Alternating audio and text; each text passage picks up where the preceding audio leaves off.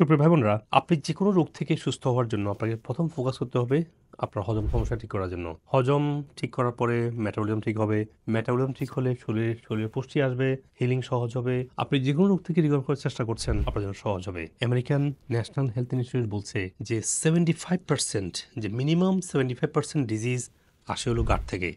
তাহলে আপনি গাট, তার মানে হচ্ছে ডাইজেশন এবং মেটাবলিজম দুইটা ঠিক করে আপনাকে সুস্থ হতে হবে। প্রথম বুঝতে হবে যে হজম সমস্যা আসে কোত্থেকে। পিএইচটা ইমব্যালেন্স হলে, মানে অ্যাসিডিটি এবং অ্যালকালাইন ইমব্যালেন্স হওয়ার কারণে। এখন প্রথম কাজ হলো, যারা সুস্থ বা অসুস্থ সবার আগে কাজ হলো অ্যাপল সাইডার ভিনেগার খাবারের সাথে অ্যাড করা, বা খাবারের আগে দিয়ে পানি দিয়ে খেয়ে ফেলবেন। বাচ্চাদের জন্য 1 চামচ, বড়দের জন্য 2 চামচ, এটা হলো নিয়ম, তাই না?